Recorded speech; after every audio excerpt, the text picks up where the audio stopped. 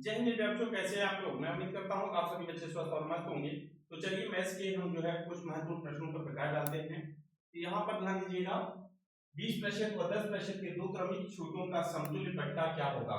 मेरे बच्चों अब यहाँ पर ध्यान दीजिएगा कि कोई व्यक्ति किसी को सबसे पहले 20% छूट देता है, फिर जो है वह 10% की छूट देता है।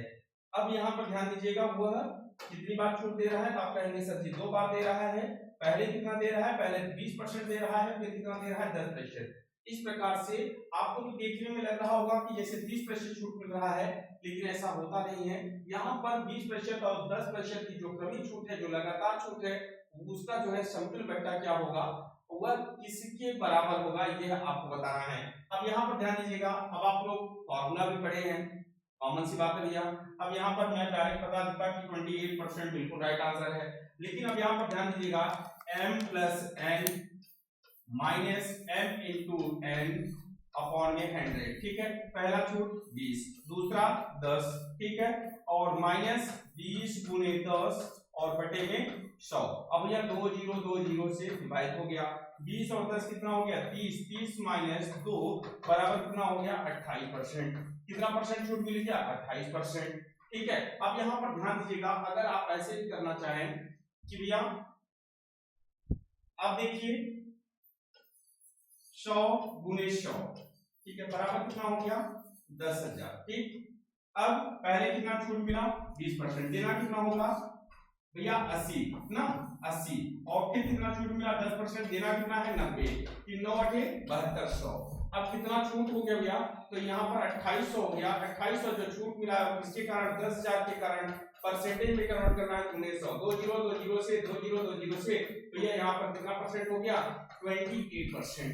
अब आपके मन में एक प्रश्न उठ रहा होगा कि सर जितना दिख रहा है वास्तव में उतना मिल नहीं रहा है, ऐसा क्यों?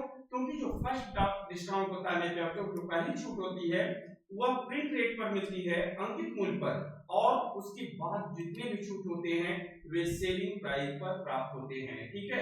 अब यहाँ पर इस बात को ध्यान रखिएगा, और अगर आपको अधिक जानकारी चाहिए तो आप जिज्ञासा एकेडमी के डिस्क्रिप्शन चैनल पर जाइए, और चैनल पर जाने के बाद जो है वहां पर जब चैनल को आप सब्सक्राइब करेंगे तो सभी वीडियो प्लेलिस्ट में जाएंगे तो सभी आपको प्रोवाइड की गई है, और वहां पर आपको बिल्कुल बेसिक से बताया गया है, ठीक है। तो चलिए अगले क्वेश्चन को भी देख लेते हैं। नेक्स्ट क्वेश्चन क्या कहता है, इसको भी हम लोग समझने का प्रयास करते हैं।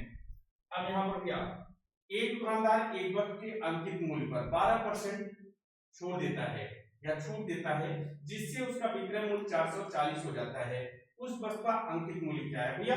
अगर कोई व्यक्ति या दुकानदार 12% छूट देता है तो वह किसी प्रोडक्ट को कितने में बेचता है 88% में, और बेच कितने में रहा है, विक्रय मूल्य कितना है 440 ना। इसका मीन्स है 88% बराबर कितना हो गया 440 रुपए के, 1% बराबर कितना होगा 440 बटे में 88।